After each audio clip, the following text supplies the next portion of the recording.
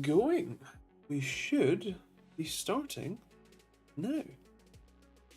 Hello. How is everybody doing? How's things? How's life? How's the universe? How has your week been? What have you been up to? What has everybody been doing this week? Hello, John, if you're still here. And hello, Ish. How you guys doing? How's things?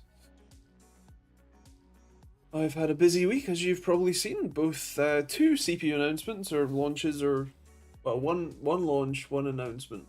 Although it isn't really a launch. So you can kind of think of it as two announcements, but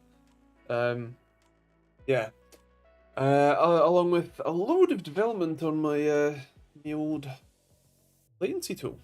I've been working very hard on this, and there'll be an update for this soon. Sometime next week, I think, because I've got a Chromebook video going out Monday actually, which is unusual for me. And then I have the what was I doing? Oh yeah, and then I have a video on this. This and the 4 new features that I have I've gone about adding for it. So yes, I've been a busy boy. Hello, Phil. How you doing, man? How's things? Good to see you. Though it's not like I saw you all that long ago, but how's things? Also, John, weekly stuff keeps compounding, doesn't it? It does indeed. Got a new potential / permanent lifelong injury in my right arm. Maybe it'll be okay. Sitting tired, here tired. 1 o'clock half struck. There. Do you want to talk about your injury? Because sometimes it helps. Sometimes it doesn't, but sometimes it does. Hello, Simon S63 Tech. How you doing? How you doing, man? How's things? Fantastic banner there, Phil. Thanks for being my Quids In supporter. For 19 months.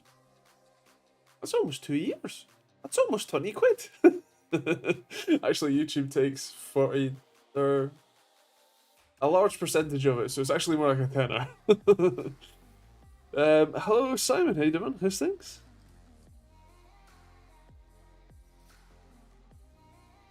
How has everybody's week been? About a tenner. You're worth at least that much to me. Good. That's where I want to be. You know, any more than that, and that's a lot of responsibility.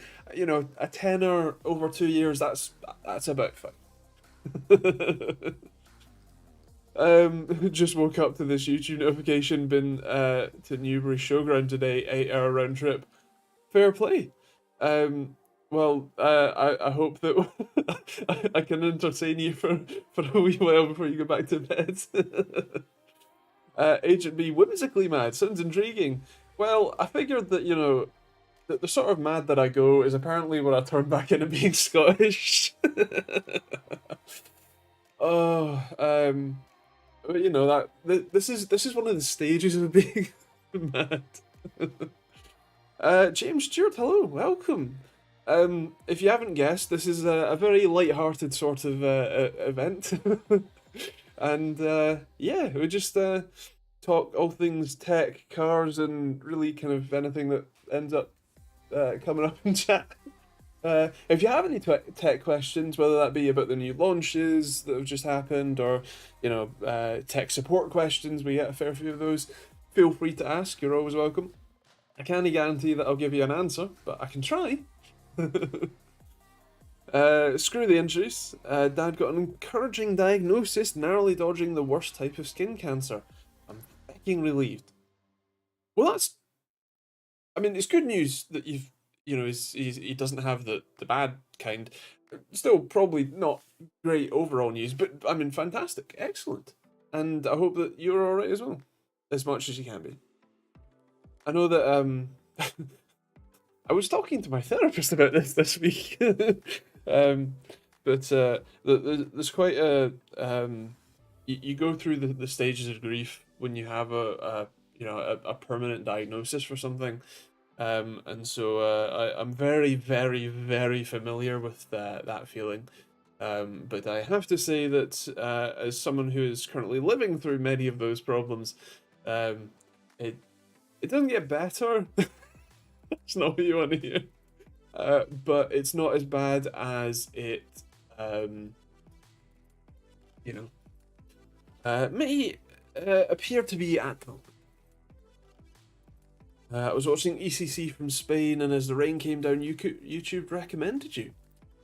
Interesting. Well, welcome. Feel free to stick around if you fancy. And as I say at the end of these streams, these are every Thursday night at 8 p.m. UK time. So if you do want to pop back and hang out, then feel free. We're here pretty much every week, unless like Christmas is on a Thursday or around then, and then probably not. But generally speaking, we're here. And I suppose if you've never seen or heard of me before, a brief introduction. I'm Andrew. I'm a massive tech nerd, and I've been running a YouTube channel reviewing technology for over 10 years at this point. I'm also 26. Yeah. So yeah, that's me. Hello, Andrew. Quiet down, Ish. Nice to meet you. I can't believe you'd not waste your Christmas on us. So I'm not picking up much European cricket going on here then. No, not quite. No, no. I'm afraid that cricket is not in my wheelhouse. At the wheel, my car channel is. But yes. No. If you're into cricket, I'm afraid we're not the right place for you.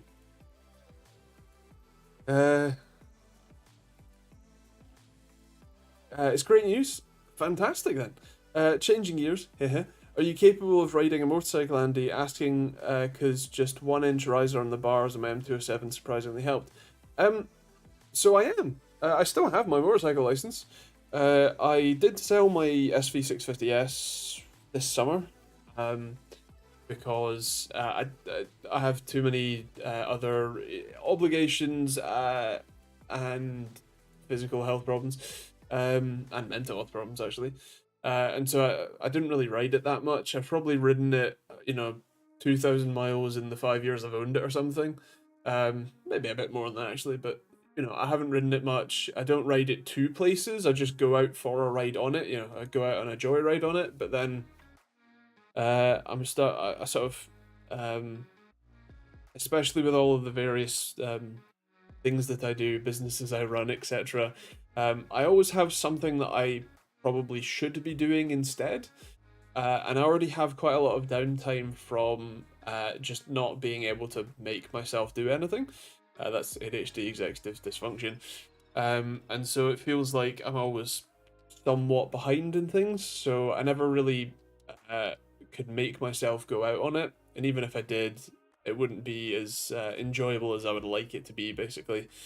And so there's no point in it costing me money sitting in my garden, having to, protect it and lock it up and all that sort of stuff.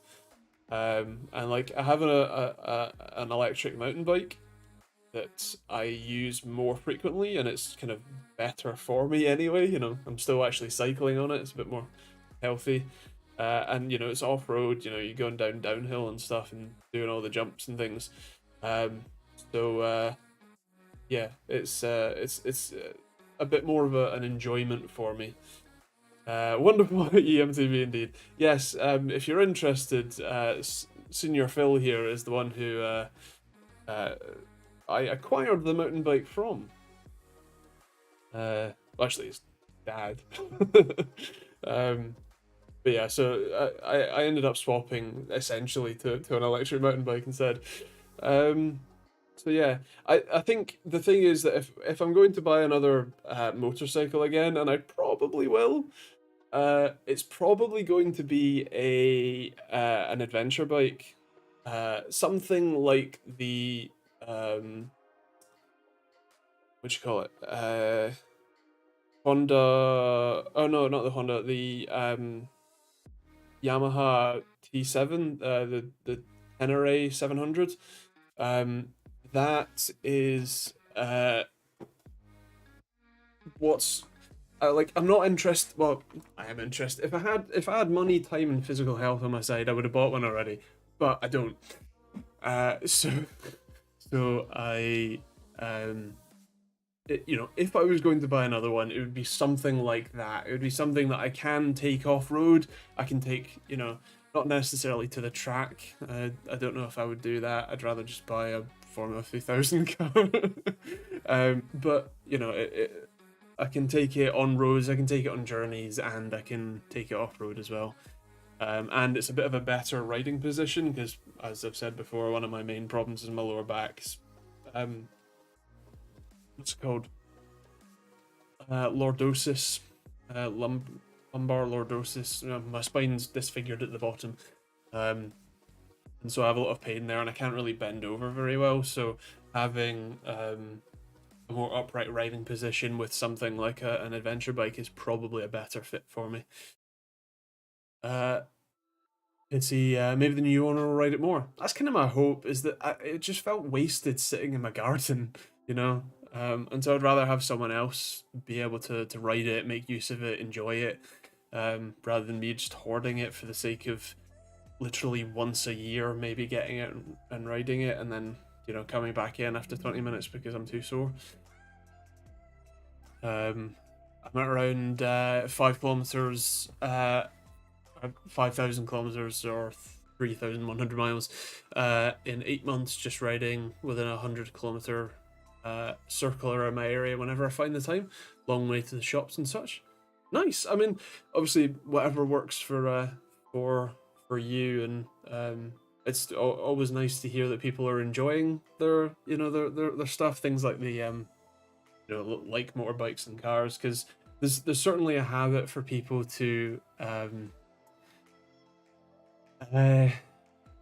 hoard things, especially if they have any value, and really kind of try keep it away and keep it locked up in a nice garage and whatever, rather than actually using it. So when people actually make use of the stuff they have, that's always a good thing. And of course, if you're enjoying it, more better, right? I was the conduit through which said EMTB flowed, aka the courier. Indeed. Gave it a go as well. Hello Joe. I'm treating myself to a bike when the kids have all moved out, eyeing up a Harley or alternatively a Suzuki Intruder 1200, 1500. I'm not built for sports bikes, just seesaw on the my belly. Well, maybe by the time you can have one, you're already doing fantastic on your weight loss journey, so maybe you would fit one. I do like an adventure bike for sure. Tenere's not bad, too tall for me. If I had the bucks, I would have got a Tracer 7 rather than MT-07, but I'm a noob. So in a decade, if I'm still mobile, probably a Suzuki V-Strom or something. Yeah, fair. Yeah, that's probably a good shout. I mean, the reason I went with the SV650S is because it's that sort of, it's the right balance of enough power to get you in trouble, but also not too much power that just with the slightest flick of the wrist in third gear, you're going to roll it over backwards. So, yeah, it was enough to get me,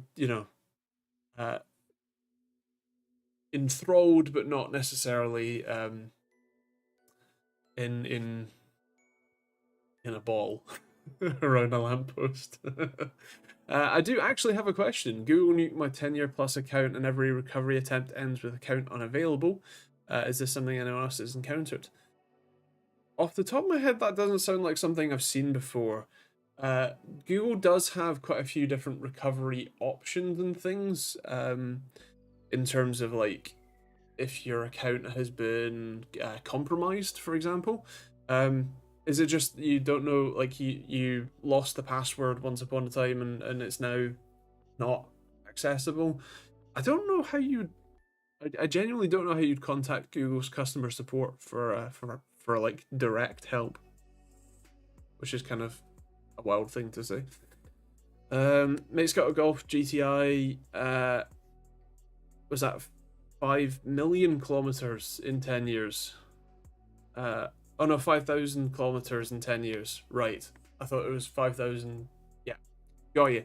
Damn, that is a bit of a shame.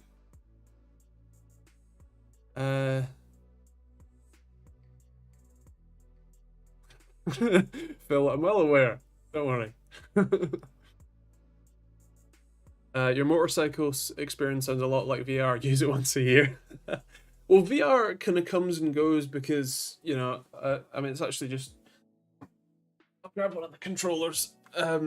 It's my Valve Index, that I bought off of the, I guess, former MSI PR rep. But yeah, so I use that in bursts, especially like it was too hot to use it in the summer. It's just too, you know, warm basically. So as it gets into winter, I start to use it more because it's a good way for me to still keep active without having to like go out in the cold or, you know, really commit to something, like a significant amount of time or effort. With VR, you know, I can jump in, play mostly Beat Saber, or Pavlov actually, and be, you know, I can play for 5 minutes or I can play for an hour, whatever, you know, works, whatever I can stand. Whereas if I want to like go out on my mountain bike or something, you know, it's got to be light outside. Really, I've got to, you know, get, you know, changed for the occasion. I've got to go get it out. I've got to then ride somewhere, and then even if I'm already dead by the time I get there, I've got to ride back again. Let alone riding around. I generally like to do it with friends, so I've got to arrange that. It's a lot of effort. So just being able to do it in here is great. Having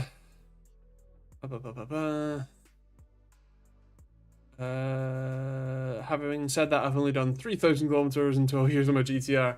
It's a bit of a different proposition, but you should be driving it more.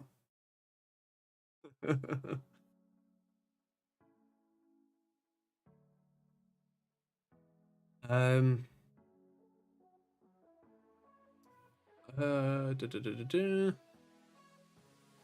The concept of a motorbike intrigues me, but I'm also very stupid and poorly coordinated, so my lack of one is probably key to my survivability in the long term. I think we could get you on a nice adventure bike. Because they're quite like tall, they're quite big, they're quite stable. You don't do anything too stupid on them. But they still have a bit of mobility. You've still got the wind in your helmeted hair. You know, maybe. Maybe if I get a proper license, we can go 2-up somewhere for a bit.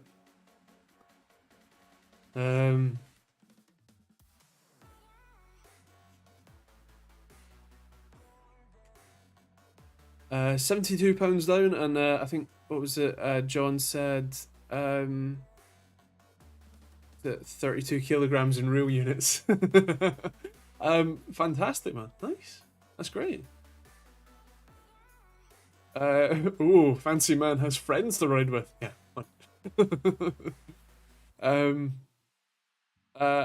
James, turned on my tablet last weekend. It's asked me to sign in. When I did, account unavailable.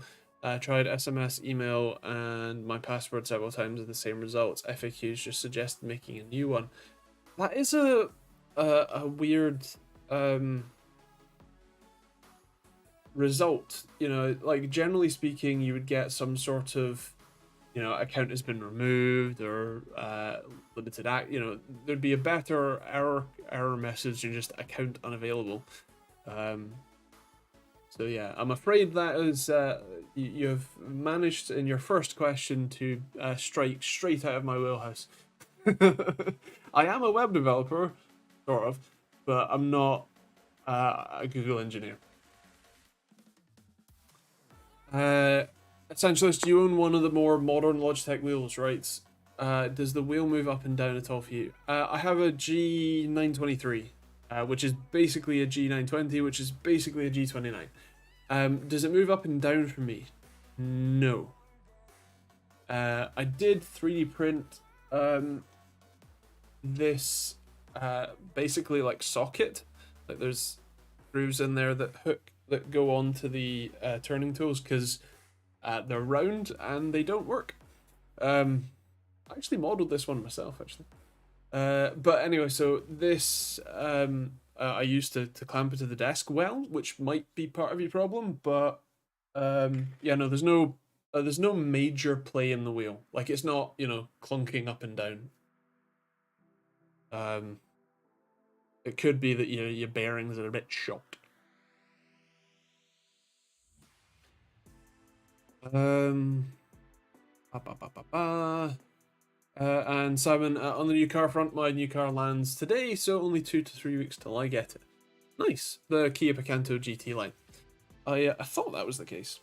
And nice. I hope you enjoy your hatchback city runabout. That's fine. It's cool. Thanks for trying to slay the dragon. I can try. What about a trike? No. I did a whole day of first aid training. I am not tourniqueting my own amputated limbs from a horrific motorbike accident. Who said you can have an accident?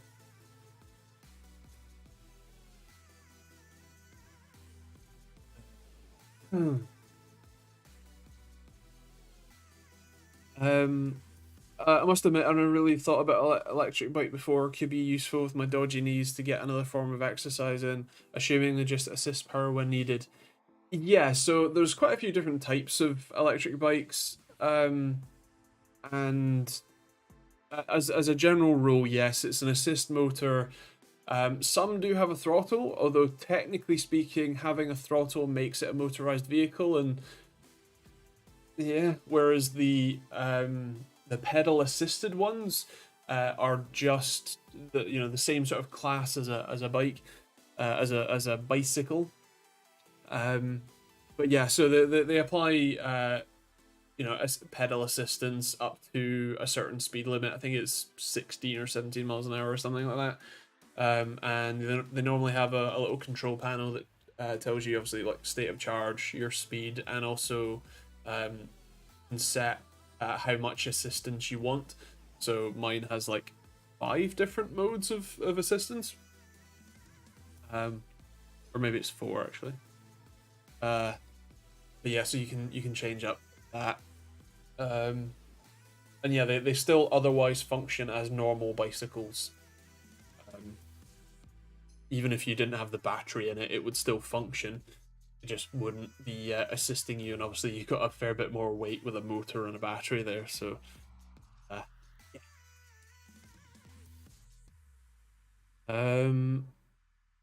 Was looking at a base Corolla, 37,000 Australian dollars. Starting price of a Golf's 41k. Everything is 1.5 to 2 times the price in 4 years down under. Well, the price of a new Golf up here is still kind of ridiculous. Like it's in the 30k's, I think. Maybe the starting price is a bit lower actually. It's been a while since I've looked at anything new, because unless I'm reviewing it, why would I? So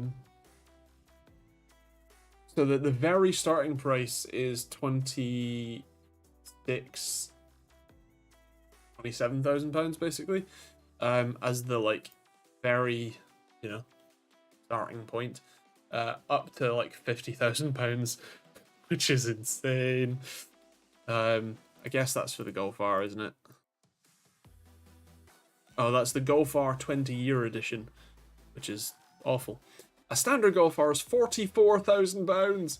My S4 was 45 grand new, admittedly in 2016, but still. Yeah, that was a lot of money. My issue with push bikes is going uphill. My knees simply can't take the force and push on my feet to do it, so I end up swaying up the hill at about 1 mile an hour.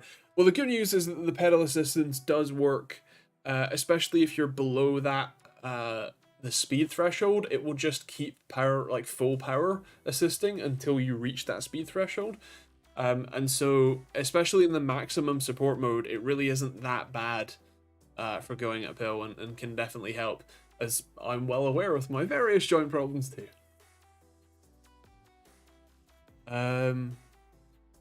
Mia said, "You saw me in the Formula 3000. Think that, but worse." Well, I think the thing with the Formula 3000 is that it was just, you know, we were fresh out of the pits and you took it a bit too fast. Like, you had one mistake, and admittedly, it happened to be the one mistake that caught you out. But, like, if that wasn't gravel there, you would have carried on and you would have been fine. You would have warmed up to it, you'd have taken a bit of time. I find that I often take is I often take a little bit longer to learn something new or get comfortable with stuff. So I really can't blame you. One mistake is another to remove a limb. Well, yes, but again, there'd be no incentive to push yourself too hard straight away. I don't know why I'm convincing you of this. You're clearly not changing your mind, but it'd be nice to have another riding buddy. Because Dan wants to get a bike.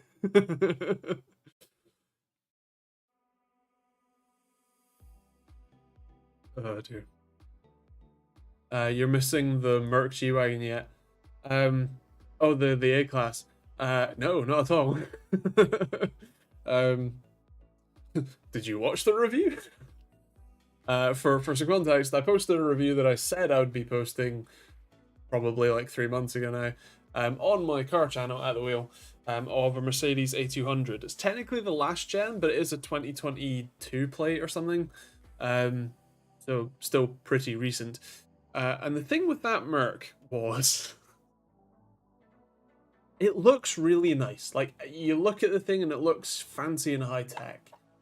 And then you get in the thing and you're like, wow, everything looks fancy in here and it's, it's amazing. And then you touch something and you realize that it's like really cheap. And everything is just a lot less premium than you thought it was.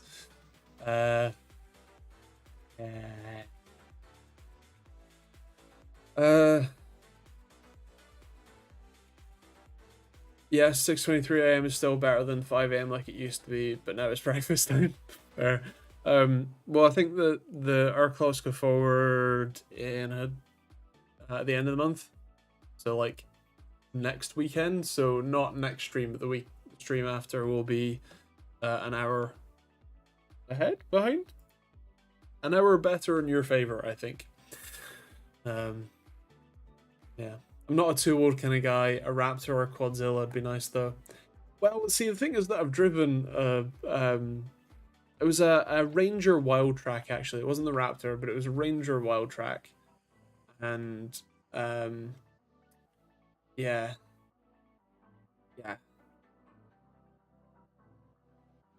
If I'm being honest, and I always am, most boards that I've been in, including the Mustang actually, are kind of just like hateful places to be in. Yeah, it's they're not the nicest of quality interiorly. The Ranger Wild Track that I drove off road at the SMMC test day at Millbrook was really like plasticky and just so cheap. I've seen Citroëns with better build quality than that Merc. Citroën has a different problem.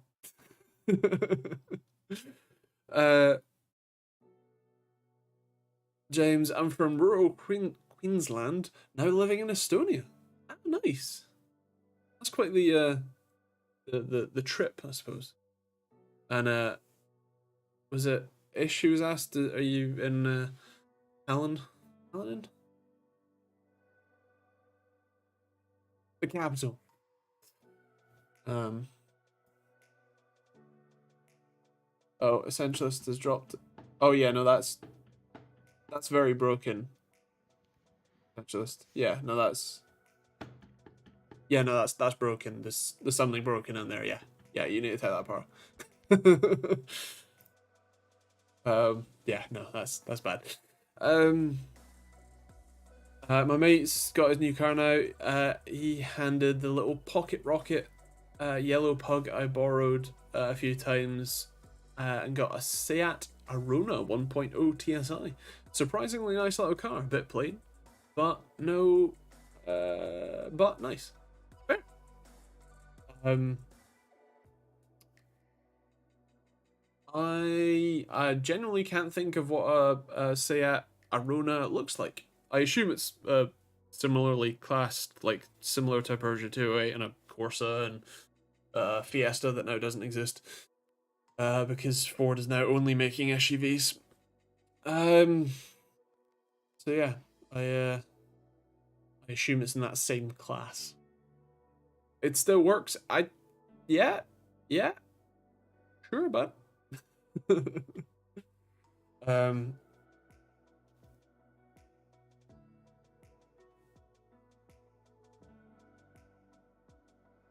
um,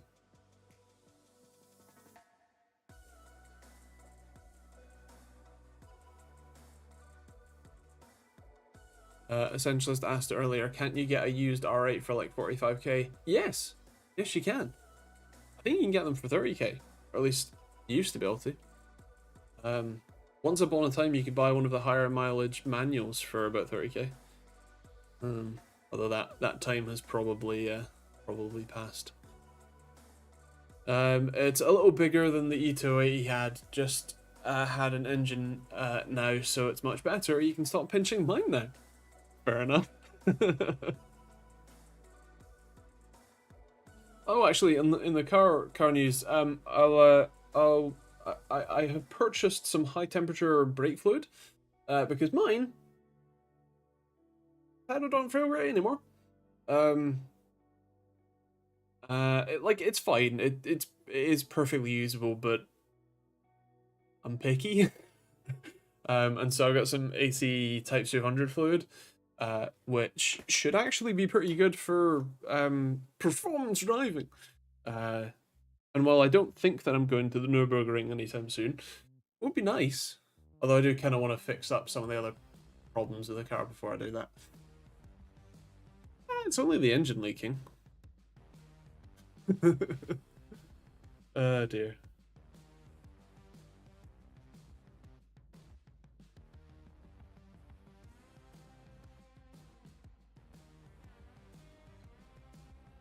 I always used to look at things like high temp brake fluid, etc., just like tartan paint or skyhooks, etc. Fair. I mean, so the reason is when I took my my Audi S4 to Donington Park, um, one of the very first things that happened was, even though we had replaced the brake fluid with standard brake fluid, it still boiled almost immediately to the point where you'd push the pedal and very little would happen. And so the problem with that is that while the engine was capable of driving me around that track a lot faster, in fact the whole body was, the chassis, yeah, the rest of it wasn't. And so yeah, the brakes weren't, and so I couldn't go quickly because I knew I had to be able to stop, and yeah, that was a bit of a problem. So with some high temperature fluid, I think I'll have a bit more consistency, and if I go, if I do any performance driving, I can be a lot less concerned that I'm gonna put my foot on the brake pedal and something's gonna happen rather than not. Because I've experienced the latter and it's not fun.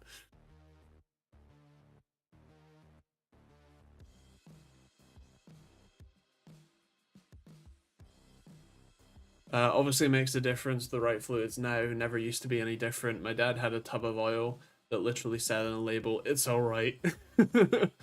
Fair. We have advanced it a little bit since then. Have you ever tried a laser projection keyboard? I've tried the like cheap gimmicky ones before, yeah, and it was awful. Because I already don't like typing on my phone generally. it's not a pleasant experience. I'd much rather type on a a keyboard, whether that's a laptop or a desktop keyboard. So, uh, you know, I already have my preferences there, but the whole laser projected keyboard where you're just tapping on on a desk in thin air. Yes, you can see where you're typing, but there's no kinesthetic feedback besides, and so that's a bit of a problem. Um, the missus wants a car that's higher up and more comfy, so now looking at Freelander 2 is about the best I can afford. They're nice, very nice to drive. The 2.2, 187 bhp is quick. My dad used to have a Freelander 2 actually, long time ago, and it was quite nice. I don't really like SUVs. In fact, I quite despise them personally, because realistically, you're not taking that thing off road, and so why endanger everybody else's safety to have something higher up just because you want to feel superior? Not really. Like, it's less efficient. It's like, it might be more comfortable, but it's less performant. It's worse for pedestrian safety. It's worse for crash safety.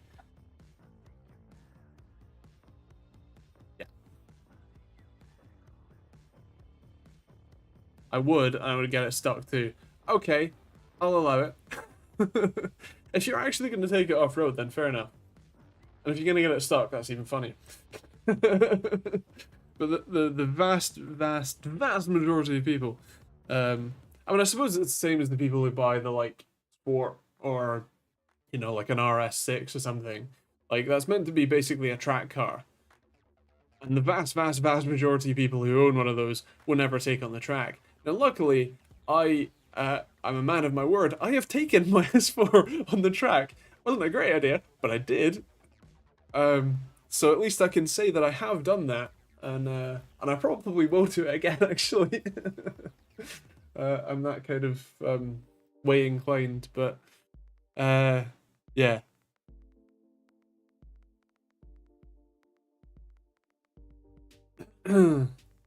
I agree. I do work in muddy places, so it would come in handy on occasions. Okay, fair enough. As long as you have a legitimate use for it, I have no problem with it. But if it's going to be a Chelsea tractor, that's the word, then I have a problem with it. I mean, it's still your car and your money. Who am I to say? But at the same time, yeah. Taking apart my own are such fun. Enjoy. Trying not to lose any tiny screws.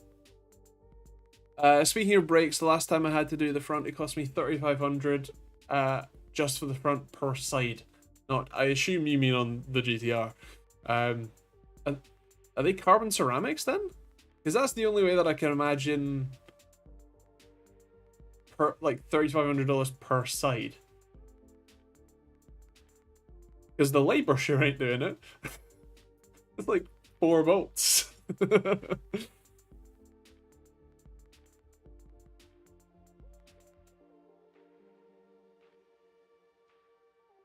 And I'll not clean it so people know it's been used. Good. Neighbor down the road has a disco that has a snorkel, huge knobbly wheels, camo, winch, etc. He's never taken it off road. He just looked cool. Oh, so he's a poser.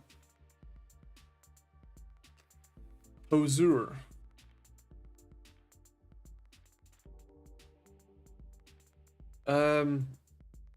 Andy, you don't like SUVs? We never knew. I'm very good at keeping my opinions to myself. I'm not. I suppose that's the thing, is that that's the sort of the pros and cons of being a reviewer and an honest reviewer, is that I don't keep my opinions to myself, and I'm generally true to my opinions.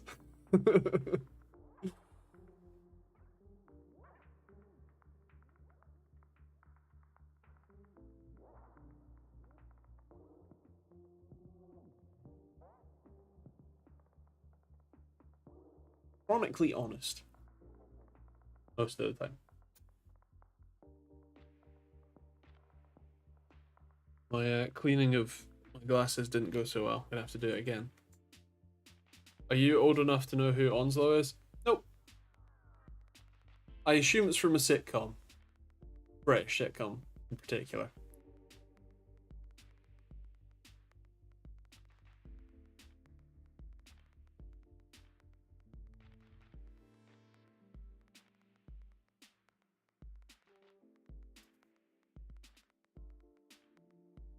Did I miss anything?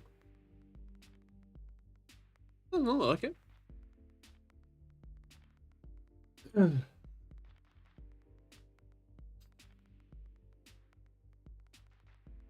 Oh yeah, what did everybody think of Threadripper? Because I mean, we really shouldn't bother talking about the 13th gen launch. So Threadripper, what did everybody think? Are we interested? I mean, Ish, you have 1920X? First gen, was that the 12 core? You know, are you considering an upgrade? 14th gen waste of sand. Pretty much.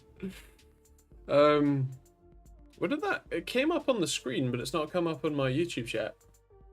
Did I get like shadow banned?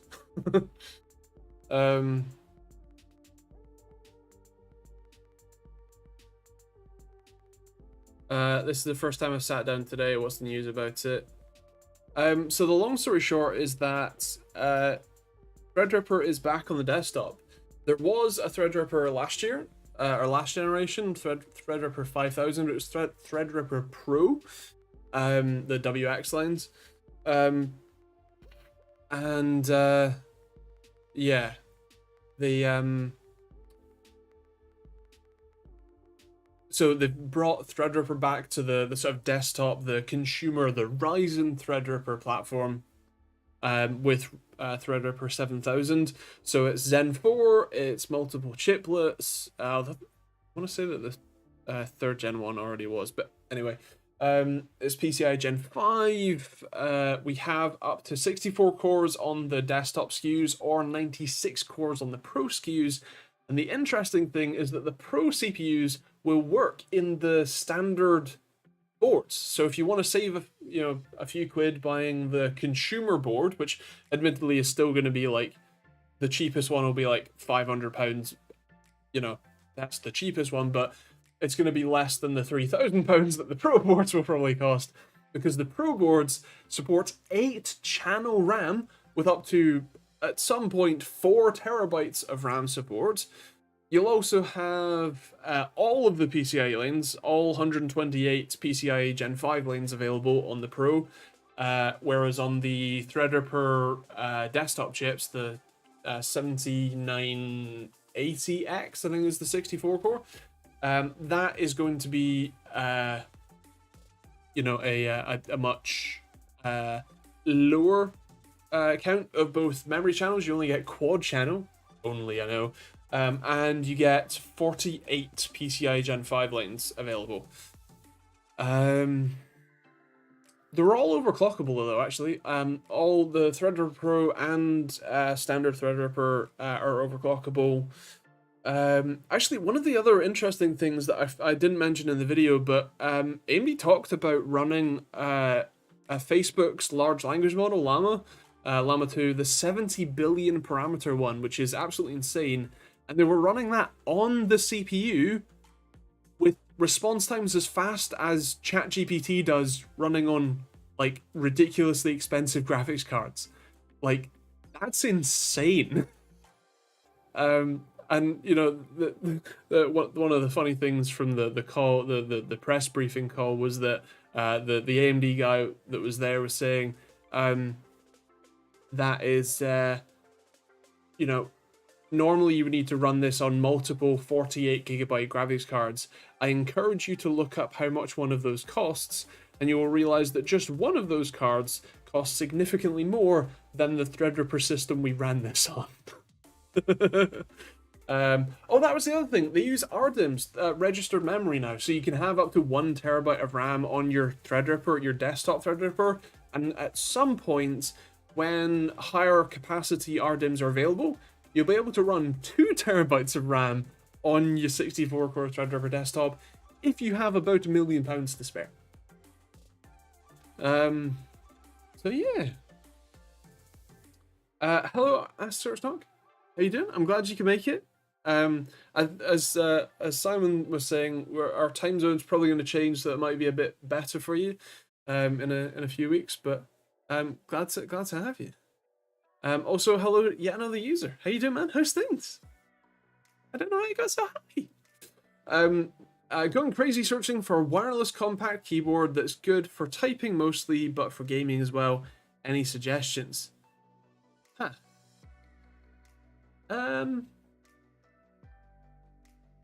How compact are you talking?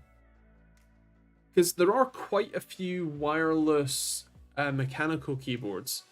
You can even get, 10 keyless and 60% and whatever, how ridiculously small. But there are quite a few wireless ones. Although most of the wireless ones that I know about are Bluetooth wireless, which is a bit annoying.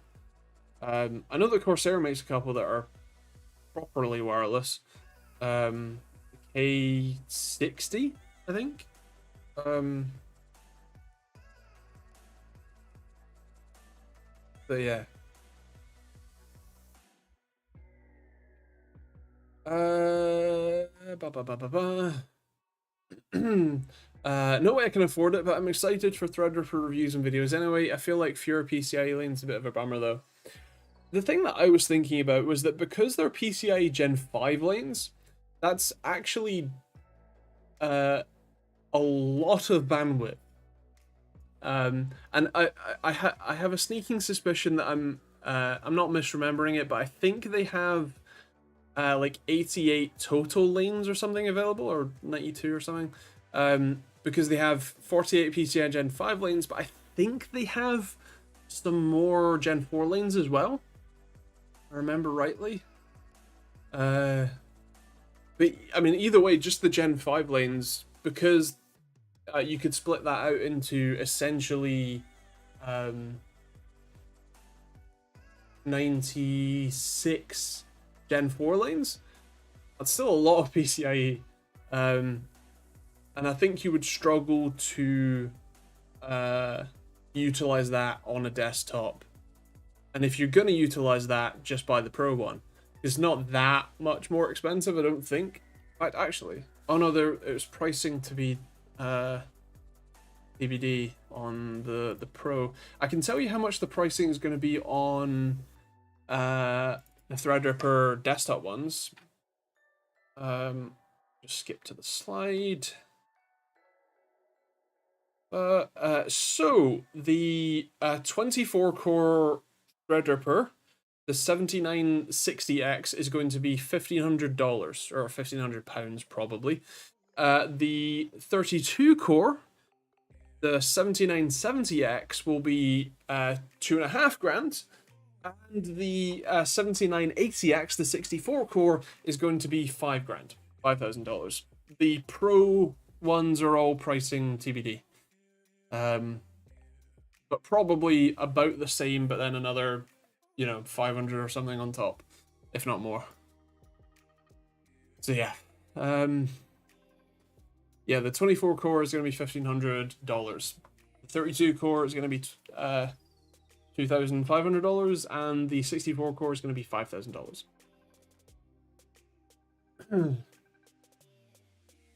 Off the top of my head, I can't remember how much the 3rd gen Threadrippers would cost, or would have cost, for the same core counts, because I think we had 64 core there as well.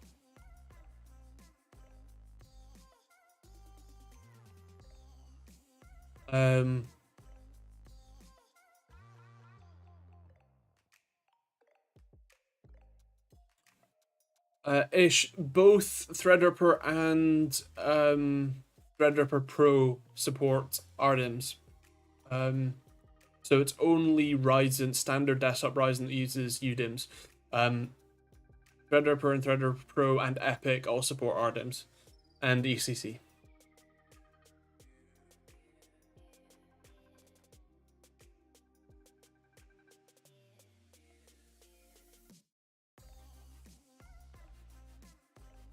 You're talking house deposit money in some places. Give or take, yeah. House prices have gone up a fair bit, but yeah. Weird YouTube thing. Whenever I watch a live stream, I need to use a VPN. Interesting.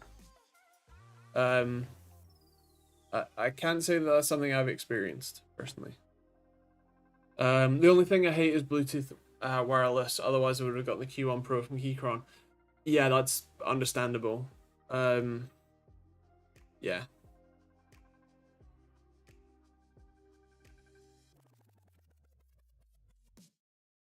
I can get a 3-bed house for 70k in Grimsby. It's not a nice house, but it's a house.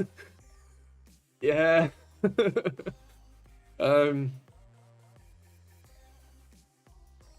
have a 3800X T that's just a glorified media machine. I may not need Threadripper. Yeah, fair play. I certainly wouldn't mind some more cores and threads. But I don't think that I'm going to be forking over the money, and I doubt that AMD is going to be giving me two. Yeah, another user. How are you, Andy? Long time no talk. You good? Yeah, sure. I mean, I suppose physically, mentally, same as or worse than before. In terms of what I've been doing, I don't know if you've been around since, but I launched a latency tool that's been doing really well, and I'm just about to do a really big update for this with 4 new features that I've been working on for months. So I've got a video coming on that next Friday, I think. If I remember rightly. So yeah, I've been keeping busy with that. And I may or may not be thinking about how I can make a color calibrator. Or a colorimeter, color tester for monitors to then sort of make a one-size-fits-all tool. Like I haven't thought of a name yet, but something like that. That's very far in the works because delta E, the color accuracy measure, is not a simple metric as far as I can tell. So yeah, I'm gonna have to work on that one. The actual sensor is pretty easy. The data color splitter X has a just has a single simple sensor in it, and all the money goes into the software.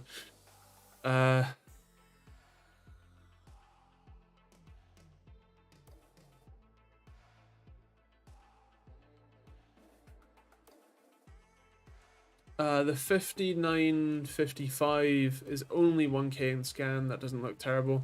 Is that the... What's the core count on that one? Is that the 12 core? Or 16 core or something? Can't remember what... I never got the... Well, I didn't get any Threadrippers from... I only ever got 2nd gen Threadripper. I didn't get 1st and I didn't get 3rd or 5th. So... don't remember those ones. Housing is cheap in Grimsby. A 7-bed detached mansion with 8-acre swimming pool and a 3-bed annex went for 300k last month. What? That's ridiculous. 1632, got you. So that means that the 24 core that they're selling here probably isn't a bad deal then. If it's, you know, it's the new Zen 4 and it's, you know, a lot more cores than that, and it's only 50% more. You know, if you're spending $1,000 on just the CPU, you're probably not too price sensitive, is what I'm trying to say. Although I suppose that is the Pro, so I don't know what the 24 core Pro, the 7965WX, will be going for. The one thing that I found interesting is that AMD has clearly left room in their product numbering for a 96 core standard Threadripper, because it's the 7980X. but they have a 7995 WX on the workstation.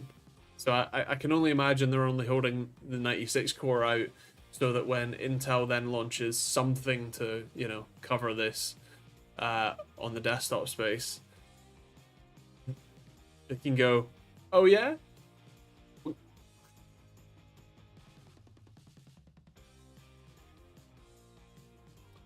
Yeah, the new ones are not priced badly at all, relatively.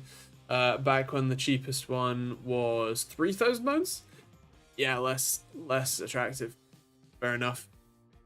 Given the recent pricings, I totally lost my interest in PC components, unfortunately. I mean, I think a lot of people did, to be honest, especially on that sort of like 2021 to 20, well, now basically period. There was a massive spike in interest in sort of the middle of 2020 as everyone was kind of, you know, stuck at home. And then it's just been like nosediving since.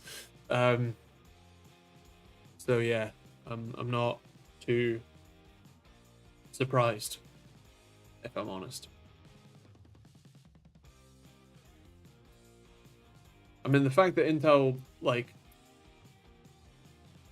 did a shareholder launch is what I'm calling it this week with the 14th gen, where it's literally just the 13th gen chips, and the only difference is that they slightly overclocked some of them, sort of, not really, but sort of,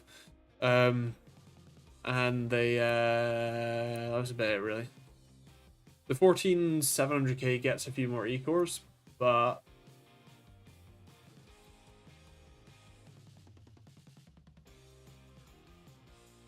I watched a video by Austin yesterday that intrigued me. He got a laptop with a Ryzen 7 3700U built in. It only had 2 cores, 2 threads on the system, but it was displaying as 3700U. Was bizarre. Can they reprogram them? I mean, you can spoof quite a lot of stuff about the system information with some effort. So yeah. No worries, James. Glad to have you. We're almost out too, and yeah, hope to see you again sometime. But yeah, so you can spoof a lot of the settings or reported information. So yeah.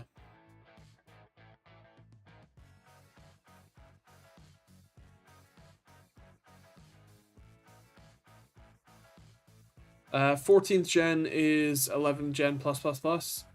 It's well, so 12th gen is just the 11th gen P cores plus E cores.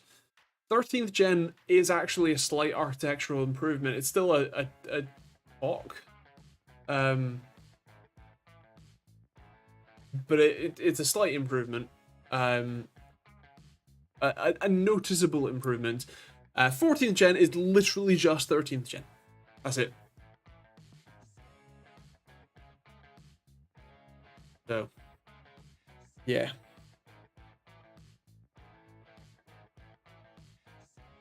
12th gen was Alder Lake, 13th gen was Raptor Lake, and 14th gen is Raptor Lake Refresh. That's the actual codename.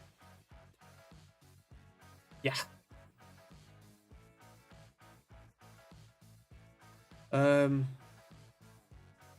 Although, Joe, if I'm being honest, I don't remember what spec a 3700U should have. I assume at least 4, if not 8 cores, so I assume so, but off the top of my head, I couldn't tell you what. Especially the U-SKI chips, I generally don't notice those much. U is the low power. I think ultra low power is normally the designation for that.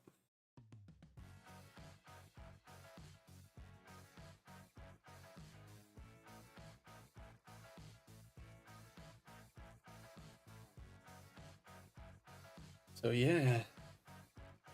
With the 14th gen, it's good you convert your PC into room warming, so you don't have to pay for heating. Oh yeah, can.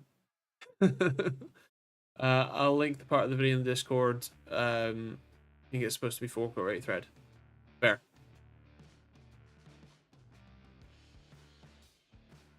Today I learned there was a Comic Lake refresh a week before Rocket Lake launched. I think I stayed pretty plugged in, but totally missed that one. Off the top of my head, I can't remember what that would have been. Yeah. Have you got music playing? Yes, it's in the background to fill in the There you go. It's a bit louder now. To fill in the blanks between me not talking. 12th gen onwards is Intel 7 10 nanometer. Yes, and Meteor Lake is gonna be Meteor Lake is gonna be partially Intel 4, which is 7 nanometer. It was only a refresh of i3, i5, and Pentium. Ah, that might be why I didn't notice that.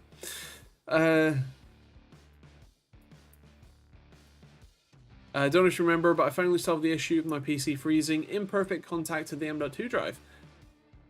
It's always the thing that you would never expect, but I suppose that's why you generally sort of methodically step through things and you know, even if it seems stupid, try and try again. So, fair enough. Glad you got it sorted. But yeah, so Meteor Lake is going to be just the core tile, or the compute tile, is going to be Intel 4, which is 7 nanometer. Whereas the SoC tile is TSMC N6, along with the IO tile. And then the graphics tile is TSMC N5. And then the base tile that it all mounts to is Intel 16. Which is really old by computer standards, but it's just the interconnect, the bus between them, between the tiles. But that'll be, I guess, next year. Whether that will be like early next year or late next year, I'm not sure. Intel generally launches new stuff around this time, as we've seen. But yeah, we'll see. Threadripper launches in November. Where is it? Slide that says yeah.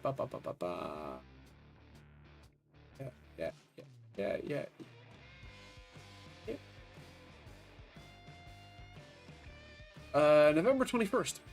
Although I think reviews come out the day before, so November 20th is when you'll see reviews.